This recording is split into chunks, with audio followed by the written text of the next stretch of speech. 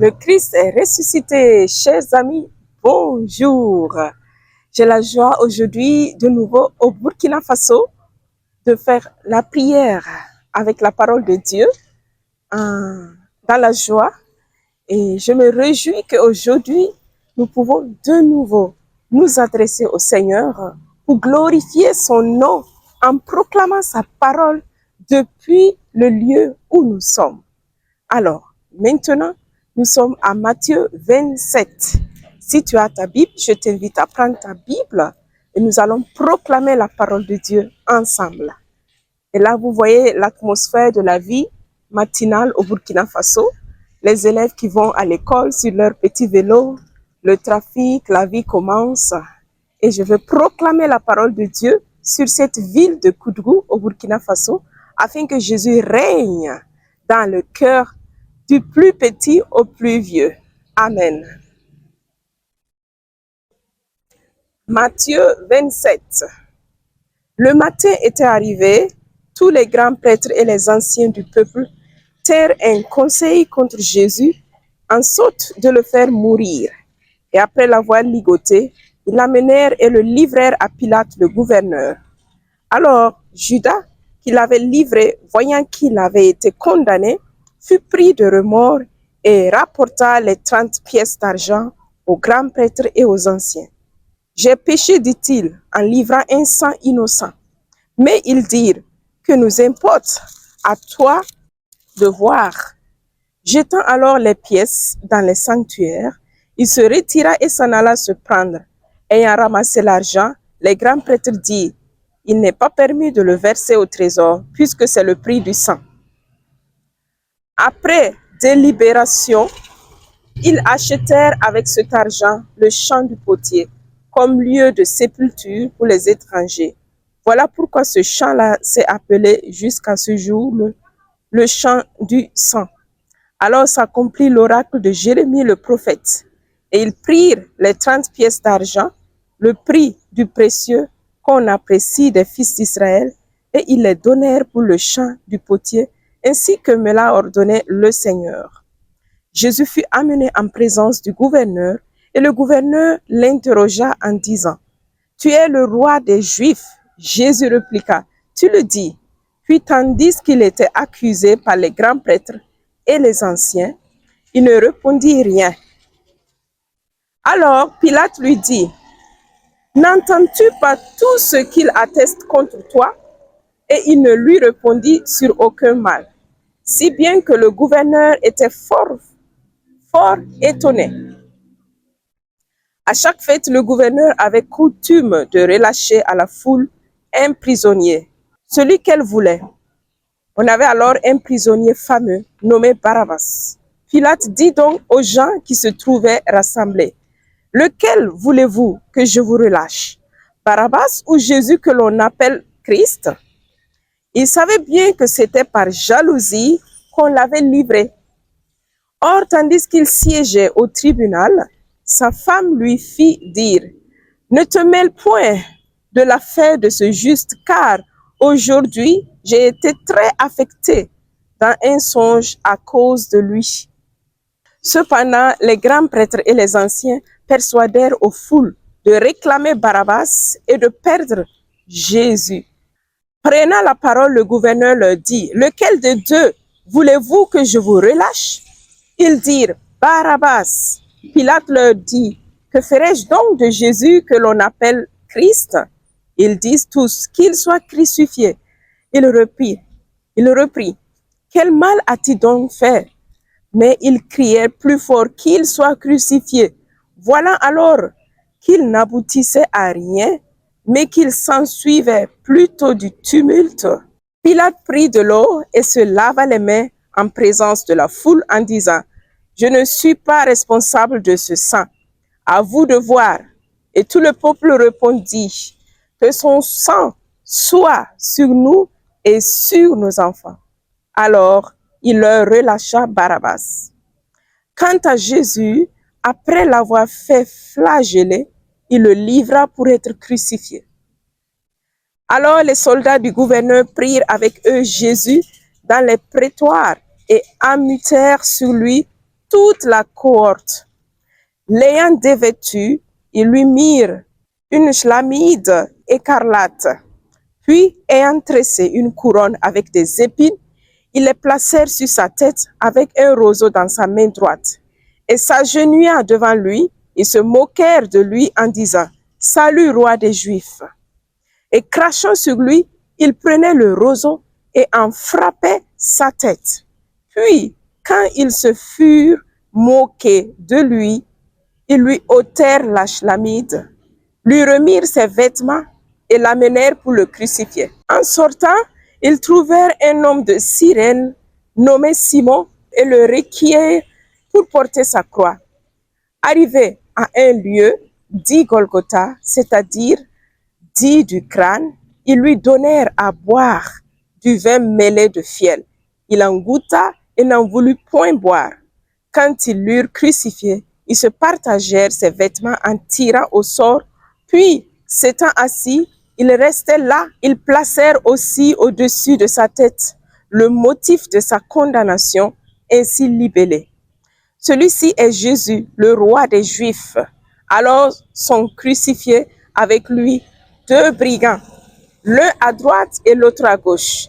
Les passants l'injuriaient en hochant la tête et disant « Toi qui détruis le sanctuaire et en 3 jours le rebâtis, sauve-toi toi-même si tu es fils de Dieu et descends de la croix. » Pareillement, les grands prêtres se gaussaient et disaient avec les scribes et les anciens « Il en a sauvé d'autres et il ne peut se sauver lui-même. Il est roi d'Israël, qu'il descende maintenant de la croix et nous croirons en lui. » Il a compté sur Dieu, que Dieu le délivre maintenant, s'il s'intéresse à lui. Il a bien dit, je suis fils de Dieu. Même les brigands crucifiés avec lui l'outrageaient de la sorte. À partir de la 6e heure et vers la 9e heure, Jésus clama en un grand cri, Eli, Eli, lema sabachthani, c'est-à-dire, mon Dieu, pourquoi m'as-tu abandonné? Certains de ceux qui se tenaient là disaient en l'attendant, il appelle Élie, celui-ci. Et aussitôt, l'un d'eux courut prendre une éponge qu'il imbima de vinaigre et l'ayant mise au bout du roseau, il lui donnait à boire.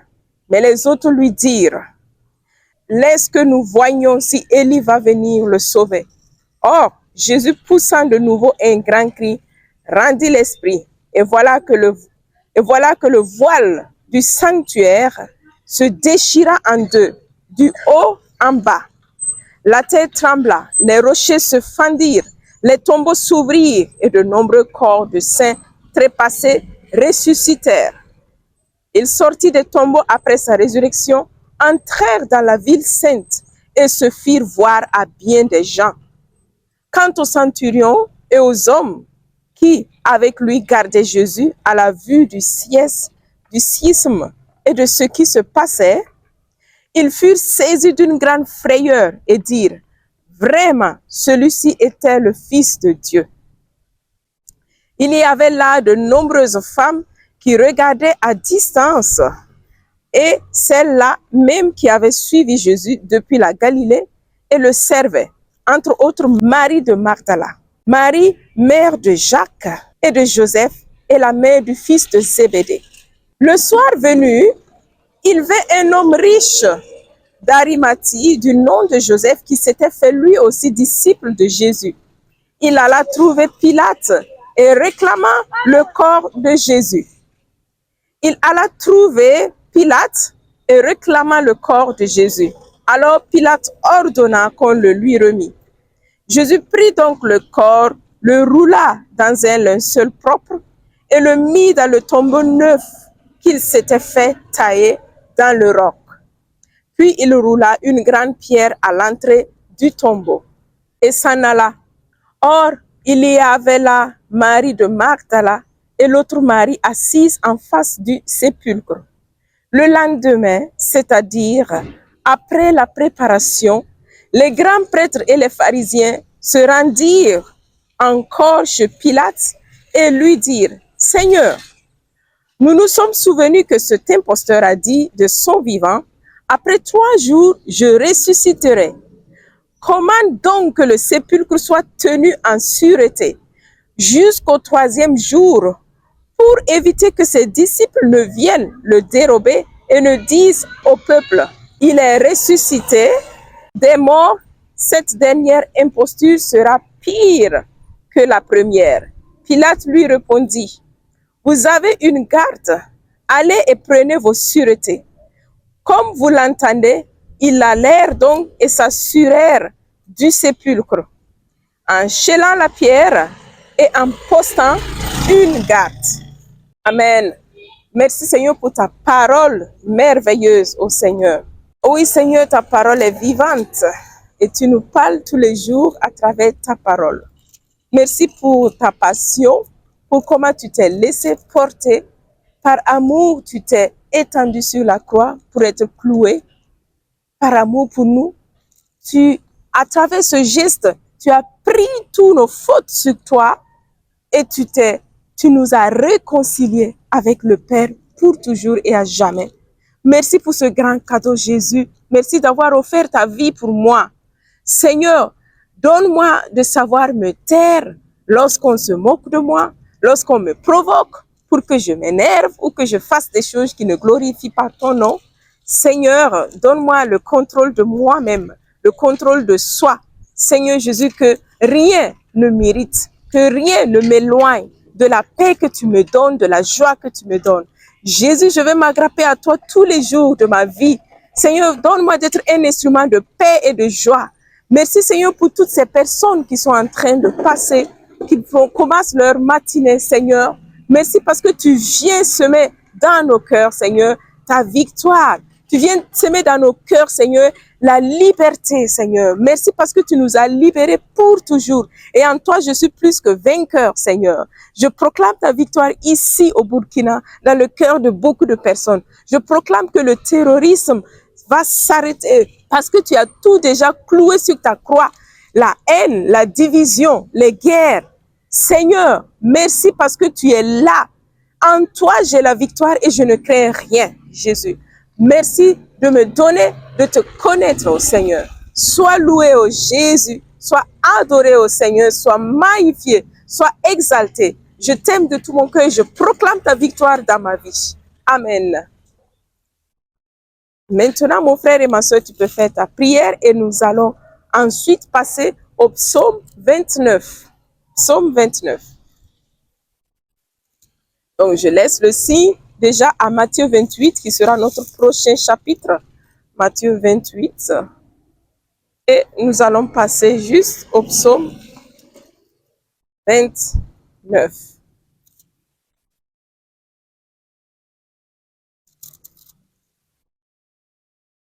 Je mets déjà le petit signe sur psaume 30. Psaume 29. Rapportez au Seigneur, Fils de Dieu. Rapportez au Seigneur gloire et puissance. Rapportez au Seigneur la gloire de son nom. Adorez le Seigneur dans son éclat de sainteté. Voix du Seigneur sur les eaux. Le Dieu de gloire tonne. Le Seigneur sur les eaux innombrables. Voix du Seigneur dans la force. Voix du Seigneur dans l'éclat.